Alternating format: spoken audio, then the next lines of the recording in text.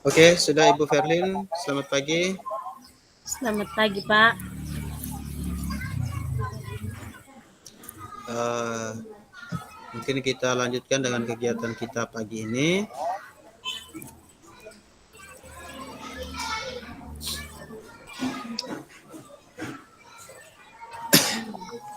Baik, Ibu selamat pagi, salam sehat. Bagaimana kabarnya pagi ini? Baik, Pak. Oke, puji syukur kehadirat Tuhan karena Ibu sendiri kabarnya baik. Untuk saya sendiri juga kabarnya baik, Ibu. Mudah-mudahan kita sehat selalu. Amin. Ya, untuk kita menjalankan kegiatan kita pada rukol hari yang kedua ini. Baik, mungkin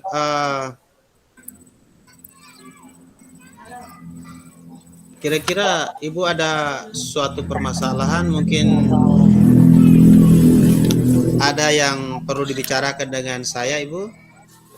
Ya, ada, Pak, ada.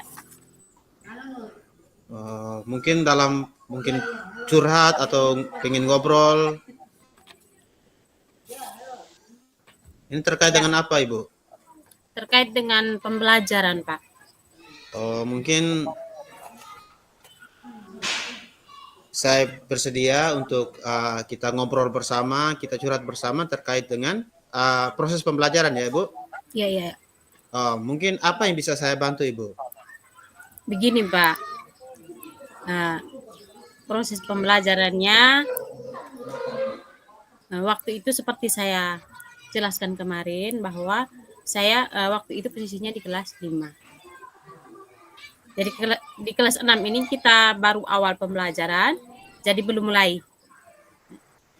Di pengalaman Gitu. saya waktu siswa kelas 5 itu ada 4 siswa.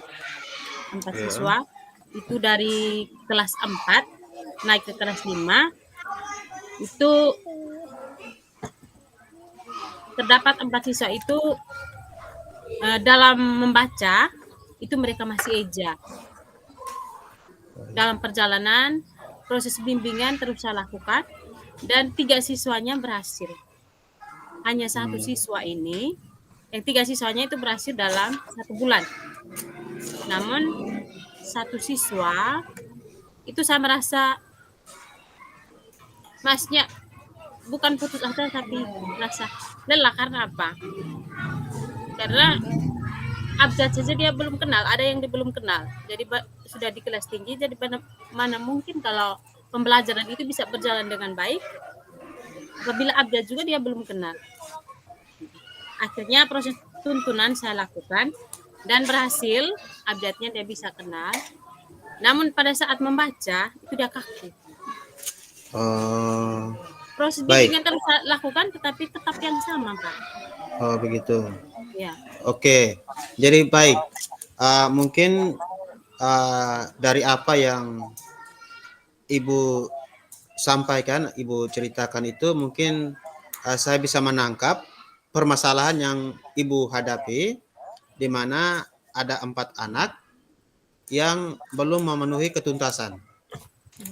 Belum memenuhi ketuntasan, tetapi ada daya dan juga upaya dari Ibu terkait dengan bagaimana merubah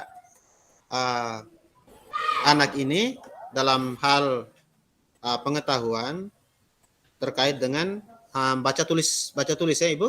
Ya. Sehingga dalam proses itu ada 3 anak yang sudah memenuhi. Ya. Tapi 1 anak ini pasti Ibu pasti membutuhkan bimbingan ekstra Ya. terkait dengan anak yang belum bisa sama sekali terkait dengan membaca. Jadi kira-kira apa rencana Ibu untuk anak ini ke depannya? Apa yang Ibu akan lakukan?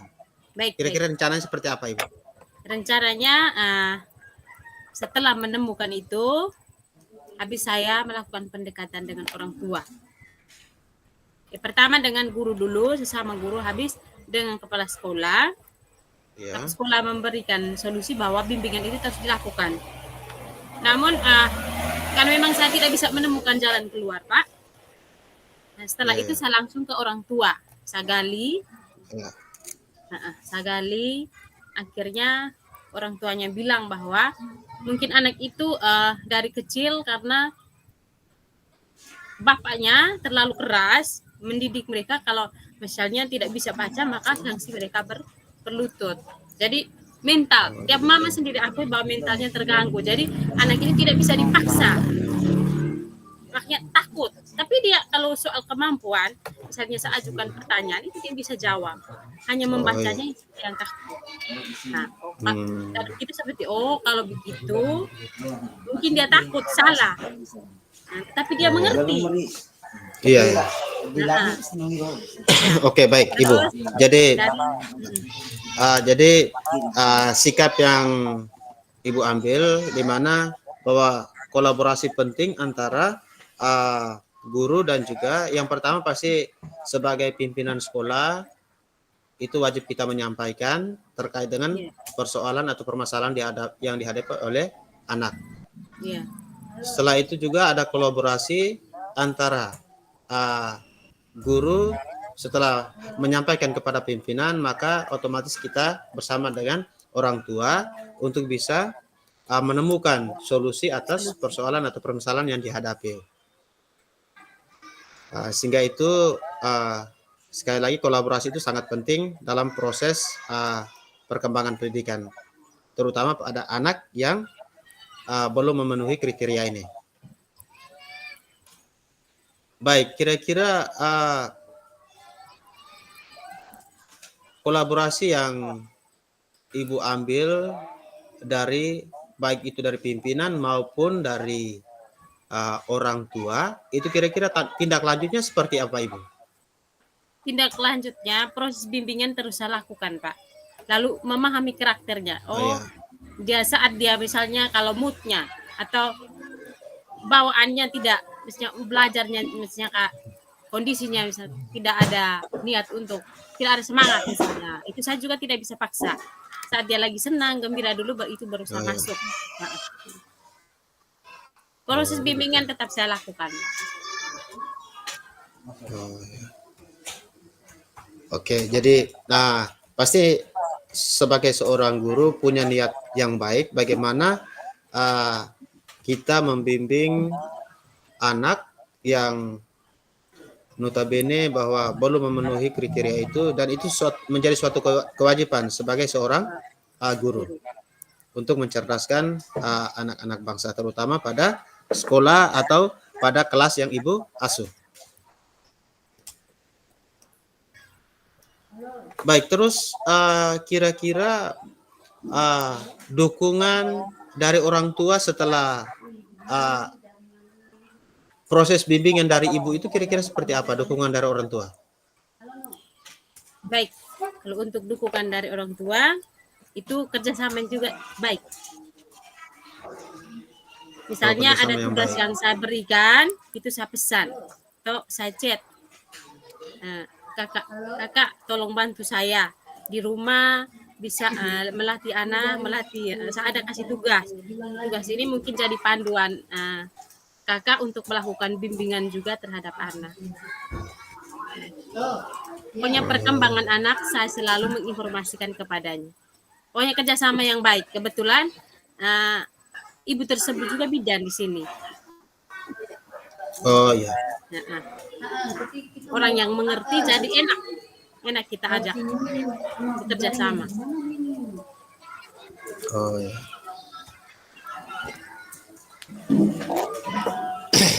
Oke, jadi mungkin terkait dengan persoalan yang Ibu angkat untuk kita diskusikan bersama pada saat ini mungkin seperti itu. Iya. Terus kira-kira pasti dalam prosesnya itu pasti tidak mungkin Ibu berjalan sendiri. Iya. Seperti tadi di awal bahwa pimpinan sekolah itu wajib kita menyampaikan dan juga menyampaikan kepada orang tua.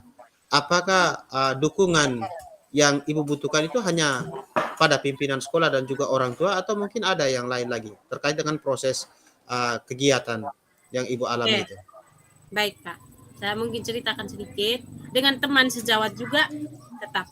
Misalnya guru Oh mata ya, pelajaran. Ya. ya, Lalu misalnya kalau di luar jam pembelajaran, itu saya kebetulan kakak saya juga guru ESMA.